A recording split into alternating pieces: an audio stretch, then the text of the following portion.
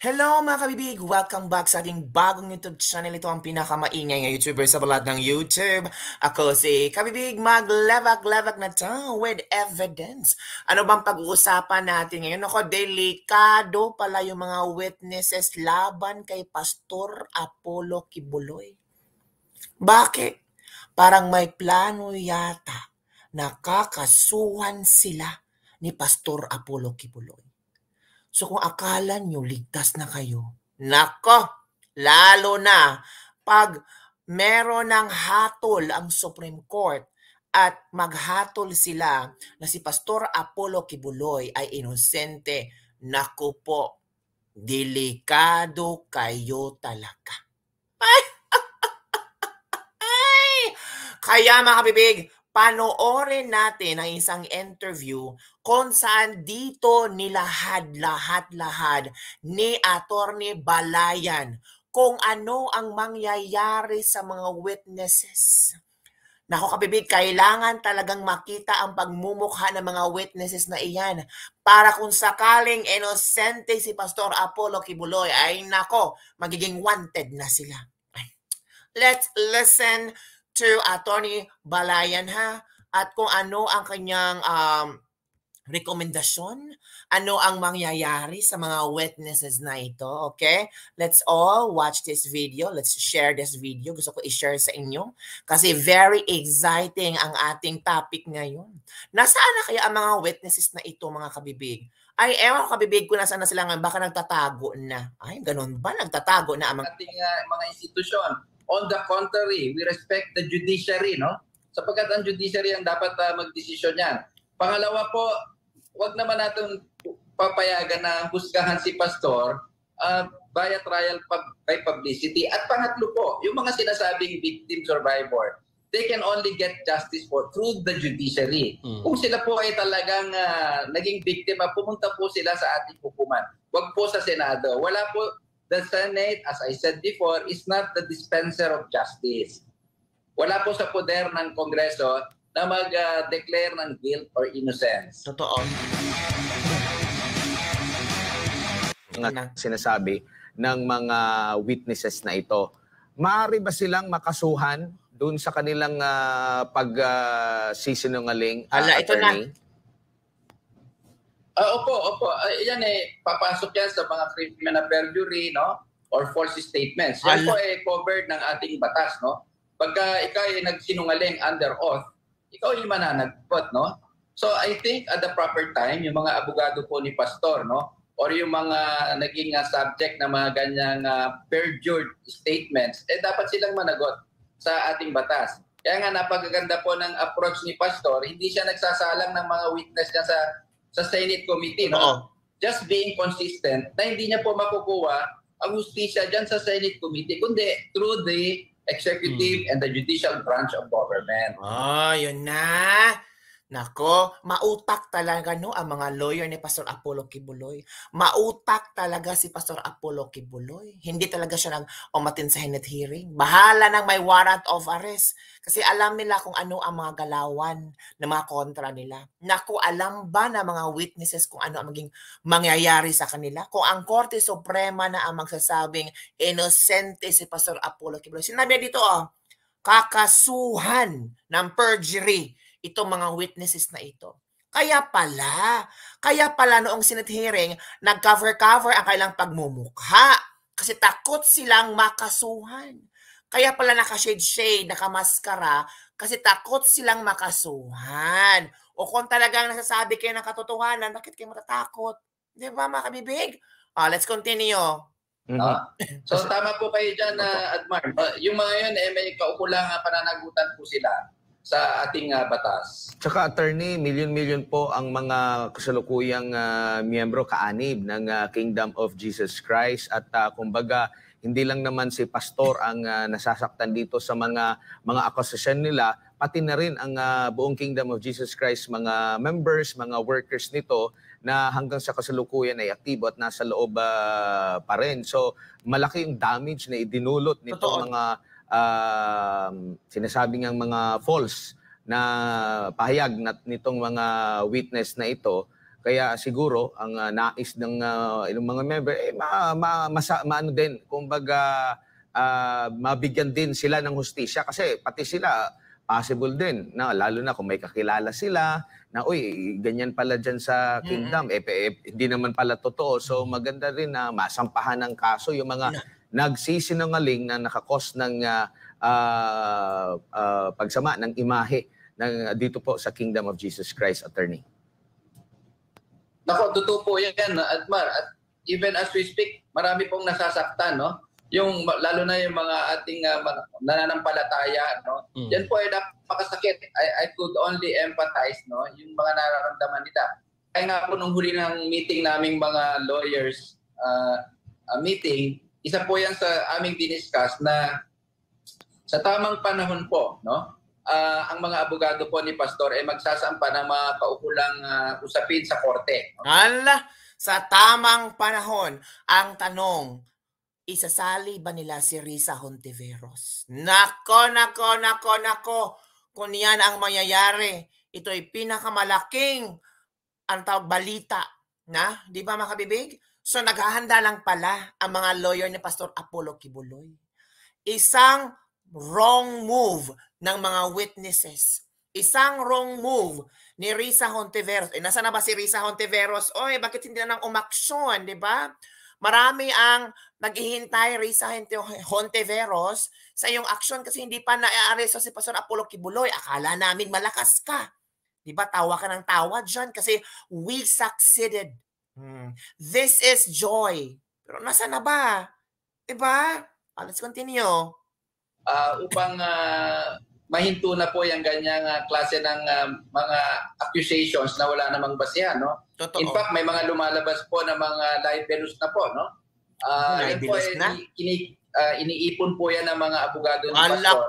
At nakakasiguro po yung mga miyembro, no, ng Kingdom na sa tamang panahon po magsasampa ng mga usaping legal, no? Ang Kingdom of Jesus Christ laban doon sa mga gumagawa ng mga krimen na ito laban sa kanilang simbahan. Hala. Sa tamang panahon talaga. Matiisin, mataas yung pasensya ng mga members ng KOJC. I'm sure nilista na lahat kung sino yung kakasuhan nila. My God!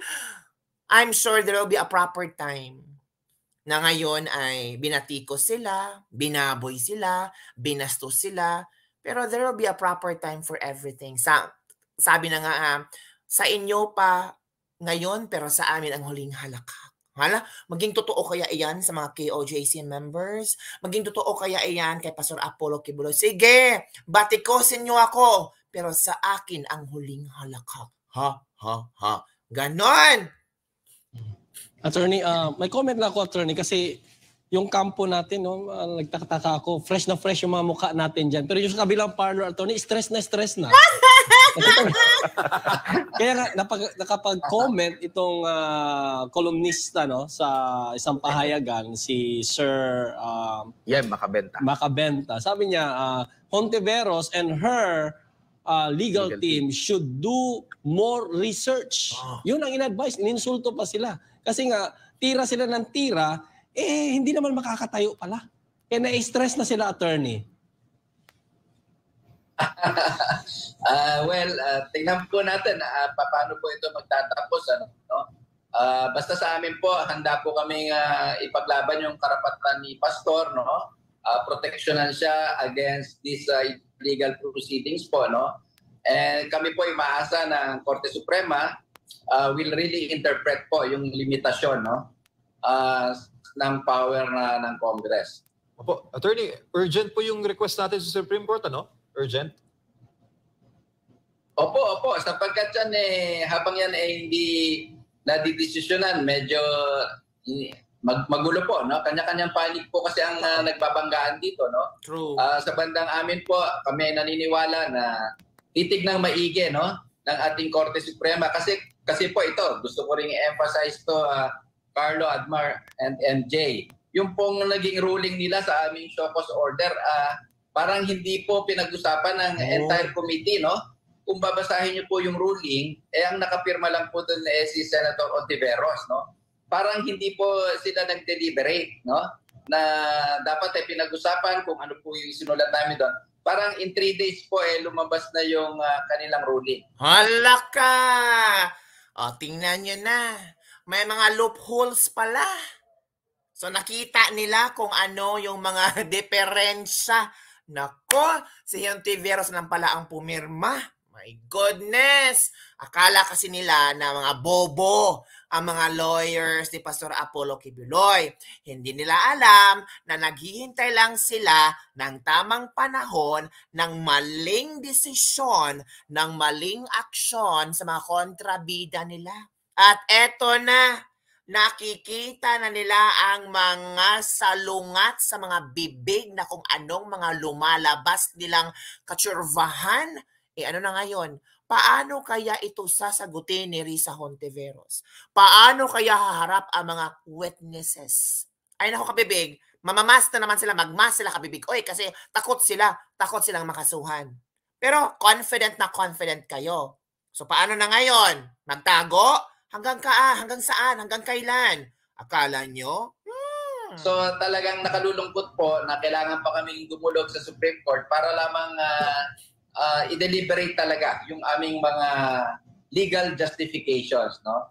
So tapos ito pa po, siguro dagdag ko lang bago hindi nyo kasi tinanong, palaging sinasabi po ni Senator Ontiveros na may mga senador, matataas ang presidente, mga officers ng church na nagpupunta sa Senate Committee pag sila'y sinasabina. Hindi lang po kasi nababanggit na yung mga pagkakataon na po yun, wala naman pong resolution na sinasabi itong mga bishop carnapper. Wala naman po sinasabi doon na itong si dating presidente may ginawang rape or karumal-dumal na krimen. Wala naman po sa mga resolusyon ng Senado nung araw na sinasabing sila ay mga kriminal na. Yun po ay napakalayo sa sitwasyon ni Pastor. No? Mahirap po nating ipantay yung mga pangyayari na nagpunta ron yung mga matataas ang kalagayan sa ating lipunan na nagpunta raw sa Senado dahil ginagalang daw nila. Iba po kasi ang sitwasyon noon at iba naman po ang sitwasyon ni Pastor. Si Pastor po ay talagang hinusgahan na. Sa tingin niyo po ba kung ating hinusgahan yung mga bishop na sila ay karnaper, na sila ay may ginawang kalokohan sa gobyerno, yung mga pumunta po ron na mga general, sinabi natin sila may mga ginawang karumal-dumal na krimen. Sa tingin niyo po ba yung kanilang abogado papayuhan sila na pumunta ron? I don't think so po. No? So wala pong factual parallelism. Hindi po magkaiba po yung sitwasyon ni Pastor ngayon doon sa sinasabi nilang nagpupuntahan yung mga matataas na tao sa Senado para ipakita yung kanilang paggalang. Iba po. Kaya mahirap pong malinlang tayo sa mga ganong comparative na hindi naman talagang magka-same situation. Ano? Naku, ang tatalino pala ng mga lawyers si Pastor Apollo Kibuloy, no? Talagang nilatag nila sa isang lamesa ang galawan ng kontra. Tiningnan nila kung ano ang mga buslot, kung tiningnan nila kung ano ang kulang at diferensya. At dito talaga nakikita nila na may posibilidad na mabasura ang warrant of arrest. Kaya, dinilig nila sa Supreme Court. Ay, mautak! So, kaklaruhin ko lang po yun, no? Kasi baka lumabas na sino pa to si Pastor na binabastos ang Senado. The factual circumstances po na nagpunta doon yung mga matataas na tao, opisyal, general, bishop, or senate, or past president, hindi naman po sila rin kinonvict, no? Na may nagawa silang krimen, rape, or trafficking at that. Gusto ko lang pong bigyan diin yun, no? Para lang maliwanagan yung ating mga Pilipino na hindi po ganun ang takbo ng pag-iisip ni Pastor na basta-basta lang babastusin ng Senado. Totoo. Parang attorney, yung binabanggit po ninyo ng mga nauna na example na umattend, malamang magaling yung chairman ng Senate Committee noon. Sinasabi niyo po ba na hindi magaling si Ontiveros na chairman ng kanyang hinahawa? Uy, magaling ba si Risa Hontiveros? Comment below. Nako, grabe naman ang sakit. Ang sakit eh. Kampanya? Pinagtawan na, no? Bias Ang sinasabi ko lang, Carlo, iba yung sitwasyon po at iba naman po yung sitwasyon ni Pastor. Siguro po doon natin tumbukin na para maintindihan po natin na wala talagang disrespect na ginagawa si Pastor. Na ayaw niya lang dahil wala siya sa mood, ayaw niya lang dahil tingin niya sa sarili niya untouchable. Hindi po ganon. Hindi po ganon ang tunay na nangyayari. Ginagawa niya po yan sapagkat gusto niya talagang proteksyonan sapagkat yan po ang nakasulat sa ating konstitusyon. Not because out of whim or caprice po, no? Or para bastusin ang ating mga senador. Tsaka hindi lang ganun, attorney. Ilang dekada pong binild ng aming mahal na pastor ang kanyang reputasyon, pangalan, nakataya, ang kanyang apelido, ang kanyang mga gawain. Tas ganito lang sisirain. True. Ganun ilang araw lang, ilang buwan lang na imimedya. Halos araw-araw, yun ang tanong, maging sa Senado at sa Kamara, parehas yung tanong. Maging sa DOJ, ganun din yung mga tanong. Di ba? Nasaan ng ating humanity sa mga araw na ito, attorney? Yun nga nakakalungkot, Carlo. No? So, hopefully, mabigyan ng justisya yung mga pangyayari ito. Hopefully. Para malaman din natin. Sa mga darating na araw. No? And ganyan po talaga, no? Yan ang nangyayari. I guess we have to roll with the punches, no?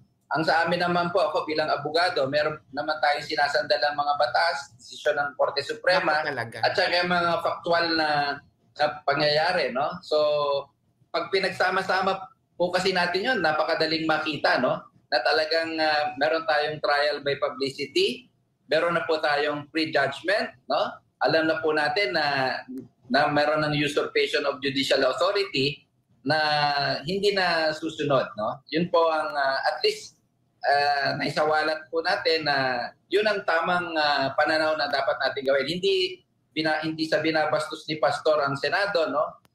Hindi niya hinaharap yung mga akusasyon sa kanya, hindi siya'y nagmamayabang, kundi dahil sa tamang lugar, no? Yung mga ganyang usapin, no? Hindi yung trial by publicity and hindi yung binabaliwala yung presumption of innocence, no? Unless proven beyond reasonable doubt. Correct. Bueno, attorney, partner. Oh yeah, last na lang po, attorney. Kami po dito ay nananalangin po. Huwag kayong magmadali. Ako, marami akong utang sa inyo kasi tama yung sinabi ni attorney. Kaya ko sagutin. Yes. Thank you for sharing, attorney, for the knowledge, the expertise po na sinare nyo. At we are always praying po sa inyo po, attorney, no, that the Father in heaven will shower you wisdom po and understanding representing po our beloved pastor. Pero ito, attorney, maganda yung sinabi, attorney, kung kunwari si Senator Ontiveros, siya ang tanungin natin, kung ikaw, Ontiveros, kung inakusahan ka na, no, may hatol na sa iyo, a-attend ka pa ba dyan sa committee na yun? Sigurado hindi yan a-attend. Sure, bull yun. Pero yun po, attorney. Yun po yung nakakatawa talaga, di ba? Opo. Ano pong what to expect po kay Pastor? Pagpalagay po natin na pupunta siya ron. Okay? Siya'y tatanungin. Ito ba'y ginawa mo? Ano pong say nun? Kung ikaw mismo po sinabi mo na ginawa ko to. Nakasulat po yun, black and white. Hindi po sinabi ni Pastor yun na hindi po invento ni Pastor yun na siya dineclare na guilty. Nandun po yun sa resolution. Kaya it violates po talaga basic common sense po. Kung siya pa'y pupunta ron, only to clear himself, meron na pong desisyon. Kumbaga po sa boxing, ba't ka pa lalaban sa boxing, nakatali yung dalawa mong kamay, tapos alam mo naman yung referee, yung mga judges, sinabi na matatalo ka, round 1 pa lang. Totoo. Po, attorney, siguro sa ating mga kababayan, huwag na po tayong bumoto ng chef na mahilig sa cooking show dyan sa Senado. Cooking at, show! Talagang bumoto tayo ng totoong senador na marunong mag-aral at alam yung rules at kung paano ang proper na pakikitungo kung ikaw ay chairman ng isang makapangyarihang komite. Attorney Elvis, maraming salamat po sa inyong panahon ngayong gabi at mabuhay po kayo, sir, at God bless. Yes po, attorney. Yan po, mga kabibig, ang ating latest lebak-lebak for today. So ano ang iyong reaction? Grabe, no? Dinisect talaga ang ginawa ni Risa Hontiveros, yung pagiging bias ni Risa Hontiveros. Nako, mga kabibig, Ito na. Do you think magiging inosente si Pastor Kibuloy later on? Ano kaya maging hatol ng Supreme Court tungkol sa kanyang warrant of arrest? Naku, yung mga witnesses, baka nagtatago na ngayon. Baka takot na sila. Kasi sabi ng iba, kahit hindi sila nagpakita ng kailang mukha, pero alam nila, lalo na ang KOJC members, alam nila kung sino ang mga taong ito. Yun talaga ang nakakatakot kung lalabas at hahatulan ng Korte Suprema na inosente si Pastor Apollo Kibuloy. Maibabalik mo ba ang oras at panahon? Nako. Haharap kaya si Risa Hontiveros at sabihin, ako na lang ang parusahan. Hindi kaya iiwan kayo sa ere? Yan mga kabibig, ang ating hihintaying mga updates kasi malapit na tayo sa tamang panahon. Yan lang po mga kabibig ang ating latest lebak-lebak for today. Don't forget to like, subscribe, and share this video para sa mga latest lebak-lebak. Okay, bye everyone. See you next time.